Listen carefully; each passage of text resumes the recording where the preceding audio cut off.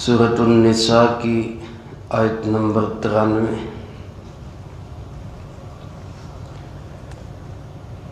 الحمدللہ وکفی وسلام علی عبادہ الذین اصطفی، خصوصا علی سید الرسل وخاتم الانبیاء وعلى آلہ واصحابہ الاتقیاء۔ اما بعد فاعوذ باللہ من الشیطان الرجیم، بسم اللہ الرحمن الرحیم۔ ومن يقتل مؤمنا متعمدا فجزاؤه جهنم خالدا فيها وغضب الله عليه ولعنه وأعد له عذابا عظيما۔ ومن يقتل مؤمنا متعمدا، اور جو کوئی قتل کرے کسی ایمان والے کو جان بوجھ کر، فجزاؤہ جہنم، تو اس کی سزا جہنم ہے، خالداً فیہا، ہمیشہ اس میں رہے گا، وغضب اللہ علیہ، اور اللہ رب العالمین اس پہ ناراض ہوں گے، ولعنہ، اور اللہ اس پہ لعنت کریں گے، وأعد له عذابا عظیما، اور اس کے لیے تیار کر رکھا ہے بہت بڑا عذاب۔ گزشتہ آیت مبارکہ میں قتل خطا کی مختلف صورتیں اور اس کی سزا اللہ رب العالمین نے بیان فرمائی۔ قتل عمد یعنی کسی مسلمان کو جان بوجھ کر قتل کرنا، جو کہ ایک مسلمان سے اس کی توقع نہیں کی جا سکتی کہ مسلمان ہو کر کسی مسلمان کا جان بوجھ کر خون کرے، کیونکہ مسلمان کا دشمن ہو نہیں سکتا۔ تو اب اگر کوئی ایسا کرتا ہے، دنیا میں سزا تو اس کی یہ ہے کہ اس کا قصاص ہوگا، یعنی بدلے میں قاتل کو قتل کیا جائے گا۔ آخرت میں سزا کیا ہوگی، اس کا بیان اللہ پاک نے اس آیت مبارکہ میں فرمایا۔ جو مسلمان کو جان بوجھ کر قتل کرتا ہے، قصداً عمداً ارادتاً، مارنے کی نیت سے اس کو مارتا ہے، تو فجزاؤہ جہنم، اس کی سزا جہنم ہے، اور خالداً فیہا، ہمیشہ جہنم میں رہے گا، دوسری سزا۔ اور تیسری سزا کیا ہے کہ وغضب اللہ علیہ، اللہ کا اس پہ سخت غصہ ہوگا۔ اور چوتھی سزا یہ کہ ولعنہ، اللہ اس پہ لعنت کرے گا۔ اور پانچویں سزا یہ کہ وأعد له عذابا عظیما، اللہ نے اس کے لیے بہت بڑا عذاب تیار کر رکھا ہے۔ اللہ پاک ہم سب کی اس سے حفاظت فرمائے۔ مسلمان کو قتل کرنا یہ کبیرہ گناہ ہے، بلکہ ایک موقع پر ہمارے پیارے آقا جناب محمد کریم خاتم النبیین صلی اللہ علیہ وآلہ وسلم نے بڑے بڑے گناہوں میں بھی بڑے بڑے گناہ بیان کیے، اکبر الکبائر، بڑے گناہوں میں بھی بڑے گناہ۔ ان میں سب سے پہلے فرمایا الاشراک باللہ، اللہ کے ساتھ کسی کو شریک ٹھہرانا سب سے بڑا گناہ ہے۔ پھر فرمایا کسی انسان کو قتل کرنا، یہ بڑے گناہوں میں بڑا گناہ ہے۔ اور ایک فرمایا کہ والدین کی نافرمانی کرنا، اسی طرح فرمایا جھوٹی گواہی دینا۔ گویا قتل کو آپ صلی اللہ علیہ وآلہ وسلم نے بڑے گناہوں میں بھی بہت بڑا گناہ فرمایا۔ میرے محترم دوستو، یہاں جو سزا اس کی بیان کی گئی، یہ ہمیشہ کی جہنم ہے۔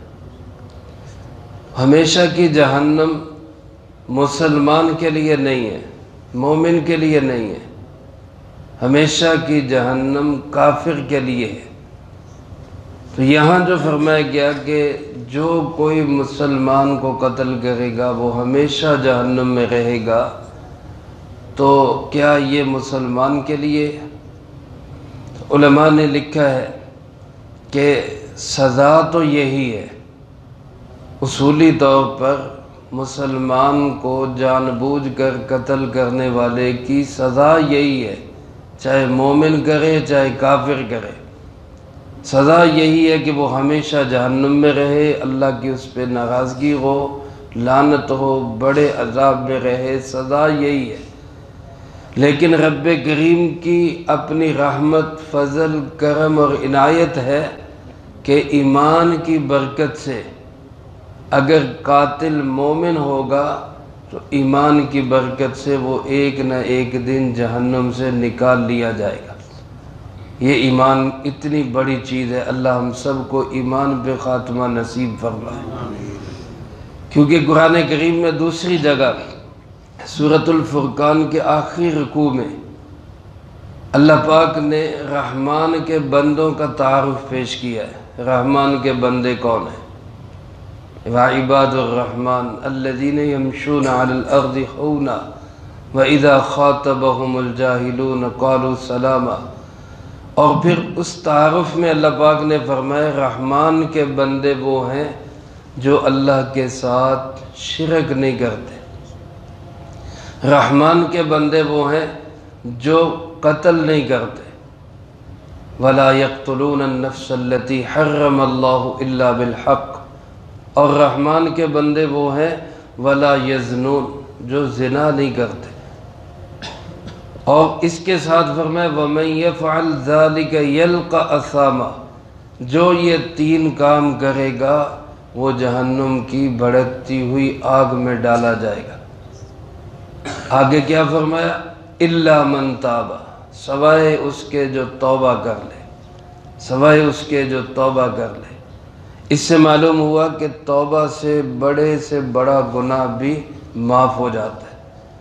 اگر کسی نے قتل کر لیا ہے، قتل ہو گیا ہے، جان بوجھ کے کر چکا ہے، توبہ کا دروازہ اس کے لیے بھی کھلا ہے، توبہ کر لے گا تو ہمیشہ کی جہنم سے بچ جائے گا۔ اور اگر اپنے قتل کو جائز سمجھے گا میں نے ٹھیک کیا ہے، تو پھر میرے محترم دوستو ایمان سے بھی ہاتھ دھونے پڑیں گے اور ہمیشہ کی جہنم میں بھی رہنا پڑے گا۔ اس لیے بڑے سے بڑا گناہ اور پاپ بھی ہو جائے تو اللہ سے معافی مانگ لینی چاہیے، توبہ کر لینی چاہیے۔ توبہ سے انسان کے سارے گناہ دھل جاتے ہیں۔ حضرت عبداللہ ابن عباس رضی اللہ تعالیٰ عنہما نبی کریم صلی اللہ علیہ وآلہ وسلم کے چچا زاد بھائی ہیں، بہت بڑے عالم دین تھے، مفسر قرآن تھے، اللہ پاک نے قرآن کے علوم سے نوازا تھا، اور نبی کریم صلی اللہ علیہ وسلم کی دعا کی برکت تھی۔ ایک موقع پہ ان کی خدمت سے خوش ہو کر آپ صلی اللہ علیہ وسلم نے دعا دی تھی، اللہم علمہ الکتاب، اللہ اس کو کتاب کا علم نصیب فرما۔ اللہ نے قرآن کا ایسا علم دیا کہ رئیس المفسرین کہلاتے۔ ان کی خدمت میں ایک شخص آیا اور اس نے پوچھا کہ حضرت اگر کوئی شخص کسی مومن کو قتل کر دے تو کیا سزا ہے؟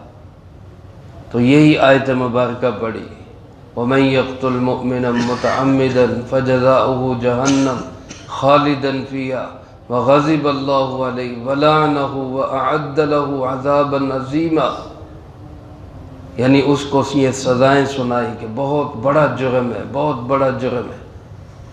کچھ عرصے کے بعد وہی شخص یا کوئی اور شخص آیا اور اس نے پوچھا حضرت کوئی شخص مومن کو قتل کر دے تو پھر؟ تو فرمایا الا من تاب وآمن وعمل عملا صالحا فاولئک یبدل اللہ سیئاتہم حسنات، جو توبہ کر لے، اعمال اچھے کر لے، رجوع کر لے، اللہ کی طرف متوجہ ہو جائے، اللہ اس کے گناہوں کو بھی نیکیوں سے بدل دیتے۔ تو کسی نے پوچھا حضرت ایک بندہ آ کے وہی مسئلہ پوچھتا ہے، آپ یہ آیت مبارکہ سناتے ہیں، ایک آ کے مسئلہ پوچھتا ہے، آپ وہ توبہ والی آیت سناتے ہیں۔ فرمایا کہ یہ جو بندہ تھا یہ قتل کرنے جا رہا تھا، اس کا ارادہ تھا قتل کرنے کا، اس لیے اس کو روکنا ضروری تھا، اس کے لیے یہ آیت سنائی بھی بچ جاؤ، بڑا سخت گناہ ہے، اللہ ناراض ہوگا، غضب ہوگا، لعنت ہوگی، ہمیشہ کی جہنم ہوگی، بچ جاؤ۔ اور وہ جو دوسرا شخص تھا وہ قتل کر چکا تھا، وہ قتل کر کے آیا تھا، اس لیے اس کو اب یہ حوصلہ دینے کی ضرورت تھی کہ ہو گیا ہے، کوئی بات نہیں، اللہ معاف کر دے گا، توبہ کر لو۔ میرے محترم دوستو، انسان کو گناہ سے پہلے اس کے انجام کو سوچنا چاہیے اور ہر گناہ سے بچنا چاہیے۔ ہم بعض اوقات چھوٹے اور بڑے کی بحث میں پڑ جاتے ہیں، یہ صغیرہ ہے کہ کبیرہ ہے، مطلب صغیرہ ہو تو کر لیں، کبیرہ ہو تو چھوڑ دیں، حالانکہ سانپ ہی ہوتا ہے، چھوٹا ہو یا بڑا، بچھو ہی ہوتا ہے، وہ چھوٹا ہو یا بڑا ہو، آگ کا انگارہ ہو یا چنگاری ہو، دونوں ہی جلانے کا کام کرتے ہیں۔ تو گناہ چھوٹا ہو یا بڑا ہو، دونوں سے بہت بچنے کی ضرورت ہے۔ یہ قتل کا گناہ تو بڑا ہی شدید گناہ ہے، جس پہ اللہ پاک نے اس آیت مبارکہ میں 5 سزائیں بیان کی ہیں، اور یہ آخرت کی سزائیں ہیں۔ دنیا کی سزا یہ ہے کہ قاتل کو قصاص میں قتل کیا جائے گا۔ اللہ پاک ہم سب کو ہر گناہ سے محفوظ رکھے، گناہوں کی نفرت ہمارے دلوں میں پیدا کرے، بالخصوص ان بڑے بڑے گناہوں سے اللہ پاک ہم سب کی حفاظت فرمائے۔ جو کہا سنا اس کو زندگی میں لا کے دوسروں تک پہنچانے کی توفیق عطا فرمائے۔ اللہم انت السلام ومنک السلام، تبارکت ربنا وتعالیت یا ذا الجلال والاکرام۔ اللہم اعنا علی ذکرک وشکرک وحسن عبادتک۔ اللہم احسن عاقبتنا فی الامور کلہا وأجرنا من خزي الدنيا وعذاب الآخرة۔ اللهم باقية كباقية الوليد، اللهم استر عوراتنا وآمن روعاتنا، اللهم إنا نجعلك في نحورهم ونعوذ بك من شرورهم، اللهم اكفنا بحلالك عن حرامك وأغننا بفضلك عمن سواك، اللهم اكفنا كل مهم من حيث شئت ومن أين شئت، رب اغفر وارحم وأنت خير الراحمين، رب ارحمهما كما ربياني صغيرا، رب ارحمهما كما ربياني صغيرا، رب ارحمهما كما ربياني صغيرا۔ اللهم ربنا هب لنا من أزواجنا وذرياتنا قرة أعين واجعلنا للمتقين إماما، يا حي يا قيوم برحمتك نستغيث، اصلح لنا شأننا كله ولا تكلنا إلى أنفسنا طرفة عين۔